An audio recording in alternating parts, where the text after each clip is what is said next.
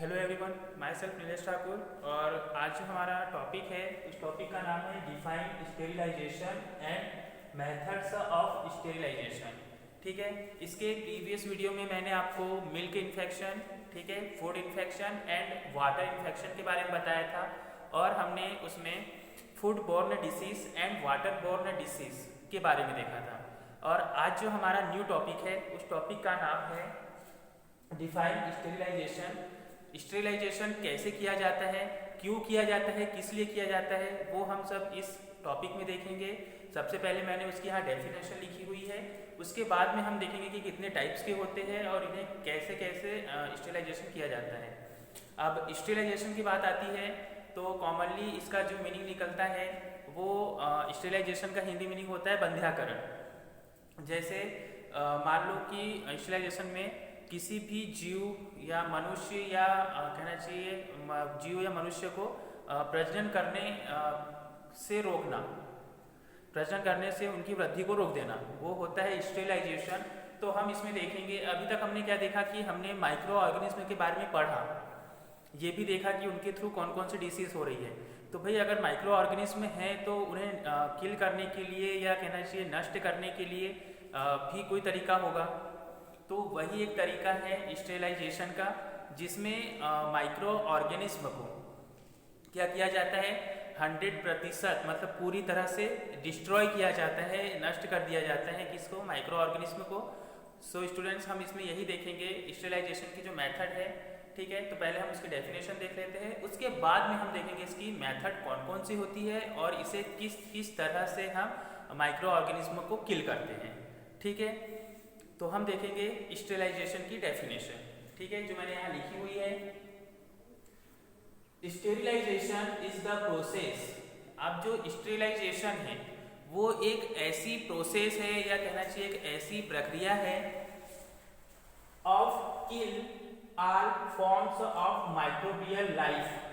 ठीक है, of kill all forms of microbial life, कहना चाहिए कि फॉर्म जो भी फॉर्म हो रहे हैं माइक्रो ऑर्गेनिज्म। ठीक है, तो जो माइक्रो ऑर्गेनिज्म फॉर्म हो रहे हैं उनकी लाइफ को, उनके जीवन को किल करता है। ठीक है, ये जो प्रोसेस होती है कौन सी, स्टेरिलाइजेशन की जो प्रोसेस होती है, उस प्रोसेस में क्या होता है कि जो माइक्रो ऑर्गेनिज्म होते हैं, जो सूक्ष्म जीव होते हैं, जब वो कहना चाहिए फॉर्म होते हैं, जब वो बनते हैं, जब उनमें वृद्धि होती है, तो उस वृद्धि को किल करने के लिए या डिस्ट्रॉय करने के लिए हम किस प्रोसेस का यूज करते हैं, स्टेरिलाइजेशन प्रोसेस का यूज करते हैं।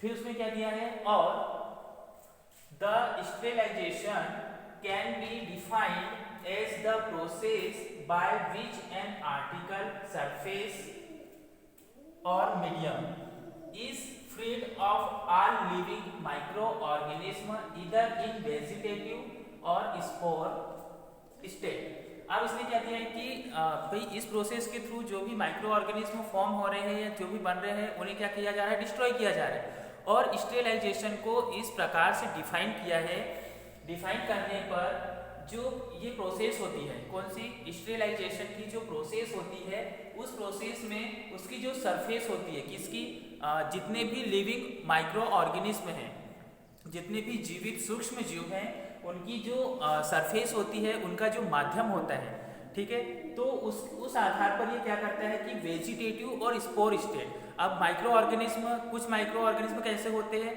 कि वो अधिकतर जीवित रहने के लिए क्या फॉर्म कर लेते हैं, अपने आसपास स्पोर फॉर्म कर लेते हैं। ठीक है, अब इसके प्रीवियस वीडियो में मैंने आपको बताया था स्पोर के बारे में, जब आपको पढ़ाया था तो स्पोर का मैंने आपको समझाया भी था कि स्पोर वो कैसे फॉर्म करते हैं और अधिक दिन तक क्या करते हैं, अधिक दिन या कुछ सालों तक और जीवित रह सकते हैं।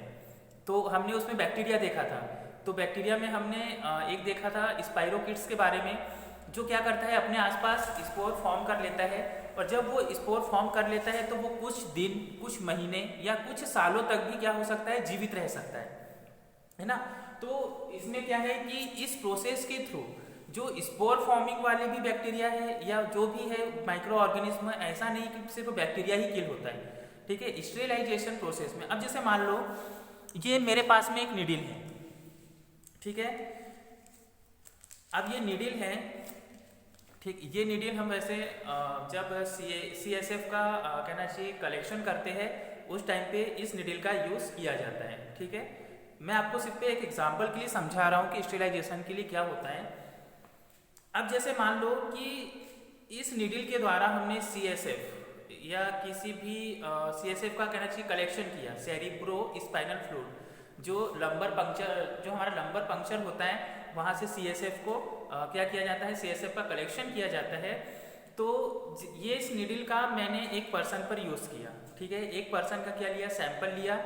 ओके, अब सैंपल लेने के बाद में फिर इसी नीडल से मैंने सेकेंड पर्सन का भी सैंपल लिया।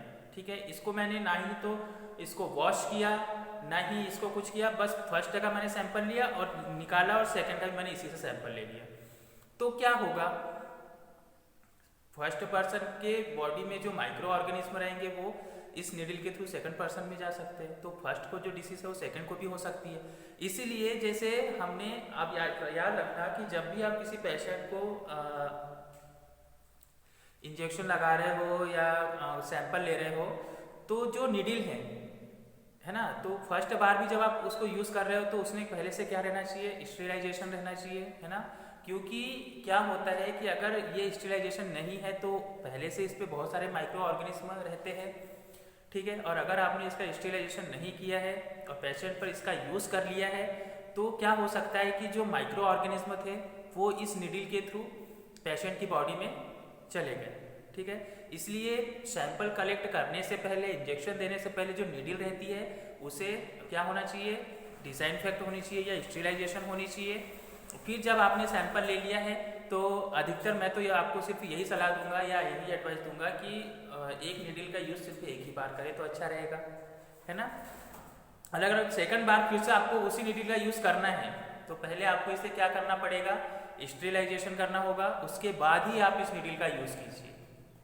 ठीक है, तो स्टेरिलाइजेशन यही एक प्रोसेस है। तो क्या होता है कि जो माइक्रो ऑर्गेनिज्म स्पोर फॉर्म करते हैं, ठीक है, जो माइक्रो ऑर्गेनिज्म स्पोर फॉर्म करते हैं वो माइक्रो ऑर्गेनिज्म भी स्टेरिलाइजेशन की प्रोसेस के थ्रू क्या हो जाते हैं, किल हो जाते हैं। ठीक है, तो स्टेरिलाइजेशन आपको समझ में आ गया होगा, है ना।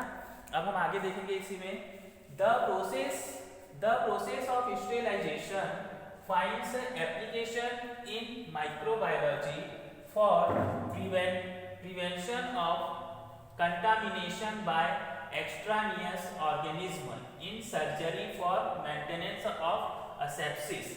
अब क्या दिया है कि ये जो प्रोसेस है, कौन सी, स्टेरिलाइजेशन की जो प्रोसेस है वो माइक्रोबायोलॉजी में उसके जो एप्लीकेशन है, माइक्रोबायोलॉजी के जो एप्लीकेशन है तो उनके प्रिवेंशन के लिए या उनकी सुरक्षा के लिए, किसकी सुरक्षा के लिए, off contamination by extraneous organism in surgery for maintenance. अब जैसे मान लो हॉस्पिटल में किसी की सर्जरी हुई, ठीक है, तो सर्जरी हुई है तो सर्जरी होने के बाद में हम किसका यूज करेंगे, असेप्सिस का यूज करेंगे। क्योंकि जैसे मान लो किसी को यहाँ पर एक घाव हुआ, ठीक है, आपने उसकी यहाँ सर्जरी की, सर्जरी करने के बाद में आपने उस पर पट्टी वगैरह कुछ नहीं लगाई, ठीक है, अब आपने उस पर पट्टी वगैरह कुछ नहीं लगाई, उससे आपने उसकी सर्जरी कर दी और उसे ऐसे ही खुला छोड़ दिया है, खुला छोड़ दिया तो क्या होगा कि जो पूरे हमारे एटमॉस्फेयर में जो माइक्रो ऑर्गेनिज्म है, एक्स्ट्रानियस मतलब बाहर से जो माइक्रो ऑर्गेनिज्म है वो यहाँ पर धीरे धीरे उस घाव को फैलाने लग जाएंगे, है ना। अब वाइडली करने लग जाएंगे, धीरे धीरे वो घाव बड़ा होने लग जाएगा। तो क्या है कि जो ये प्रोसेस है स्टेरिलाइजेशन की, तो असेप्सिस का यूज इसीलिए किया जाता है क्योंकि वो स्टेरिलाइजेशन पहले से हुआ रहता है, तो हम उसका यूज करेंगे तो जो सर्जरी हुई है वो आपकी ठीक होगी, है ना। फिर आगे दिया है कि इन food and drug manufacture for ensuring safety from contaminating organism and any other situation. अब क्या दिया कि फूड हो या कोई भी मेडिसिन हो या कोई भी ड्रग हो, है ना, तो उन सब को माइक्रो ऑर्गेनिज्म से बचाने के लिए किसका यूज किया जाता है, स्टेरिलाइजेशन का यूज किया जाता है। क्योंकि इस मेथड के थ्रू हम जब इसका यूज करेंगे स्टेरिलाइजेशन का, तो जो कंटामिनेटिंग ऑर्गेनिज्म है वो कहना चाहिए अटैक नहीं करेंगे, और जब वो अटैक नहीं करेंगे, स्टेरिलाइजेशन से क्या होता है कि जो माइक्रो ऑर्गेनिज्म है वो पूरी तरह से 100% क्या हो जाएंगे, किल हो जाएंगे। तो ये एक सेफ्टी मेजर होगा उसका, है ना। और भी अदर, है ना, मैनी अदर सिचुएशन। और किसी भी स्थिति में हमें स्टेरिलाइजेशन प्रोसेस का यूज करना ही चाहिए, क्योंकि वही एक ऐसी प्रोसेस है जिसमें माइक्रो ऑर्गेनिज्म को हम माइक्रो ऑर्गेनिज्म से क्या हो सकते हैं, कहना चाहिए सेफ रह सकते हैं। ठीक है, तो ये रही स्टेरिलाइजेशन की प्रोसेस, कहना चाहिए डेफिनेशन।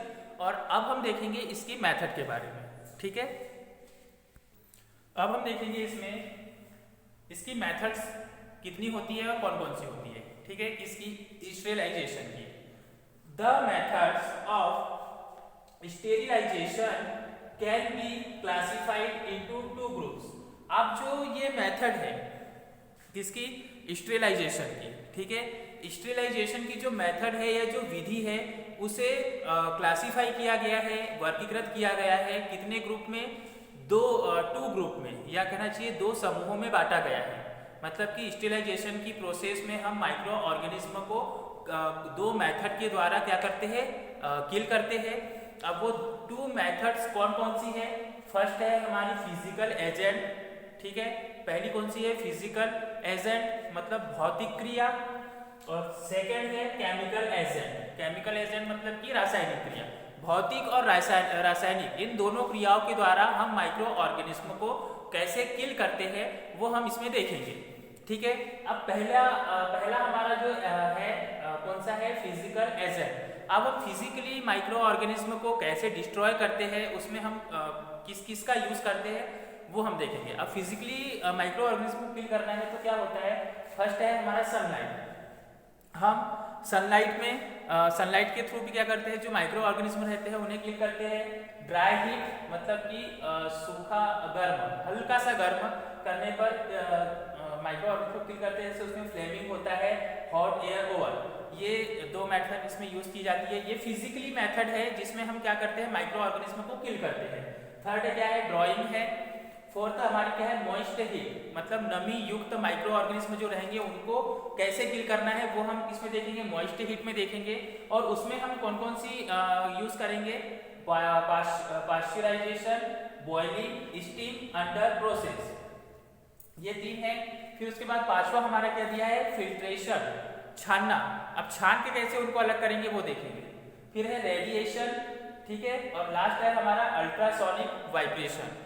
इतने पॉइंट, ये क्या है, ये फिजिकली मेथड है। इन सभी के द्वारा हम क्या करते हैं, माइक्रो ऑर्गेनिज्म को किल करते हैं। ठीक है, और अब हम देखेंगे कि केमिकली मेथड कौन कौन सी, उसमें केमिकल में कौन कौन से केमिकल यूज किए जाते हैं जिसके थ्रू माइक्रो ऑर्गेनिज्म किल हो जाते हैं। ठीक है, अब हम देखेंगे केमिकली।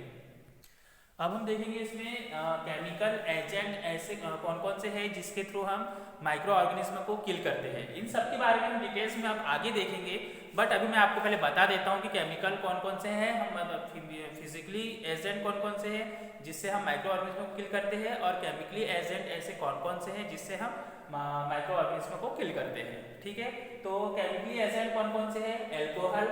एल्कोहल में किसका किसका यूज करेंगे, इथाइल एल्कोहल, आइसोप्रोपिल और ट्राइक्लोरोब्यूटेनल। ठीक है, क्या दिया है, ट्राइक्लोरोब्यूटेनल का यूज करेंगे। एल्डिहाइड, एल्डिहाइड में किस किस का यूज करेंगे, फॉर्मेल्डिहाइड, ग्लूटारेल्डिहाइड। ठीक है, फॉर्मेल्डिहाइड और ग्लूटारेल्डिहाइड ये सब क्या है, केमिकल है, और केमिकल के थ्रू हमें क्या करना है, माइक्रो ऑर्गेनिज्म को किल करना है। फिर है डाइस, डाइस के द्वारा कैसे माइक्रो ऑर्गेनिज्म को किल करेंगे, हैलोजेंस, फिनॉल्स, फिर है मेटालिक साल्ट्स, फिर है गैसियस एजेंट। अब गैस कौन कौन सी है, इथाइलिन ऑक्साइड, फॉर्मेल्डिहाइड और बीटा प्रोपियोलैक्टोन। ठीक है, क्या दिया है, प्रोपियोलैक्टोन। तो ये सब क्या है, केमिकली एजेंट है। इन सब के बारे में हम अब नेक्स्ट वीडियो में डिस्कस करेंगे कि अब पहले हम देखेंगे फिजिकली एजेंट, उसके बाद में देखेंगे केमिकली एजेंट के बारे में। ठीक है, और इस वीडियो में यदि आपको कोई भी डाउट हो तो आप कमेंट कीजिए, आप ग्रुप में क्वेश्चन कीजिए।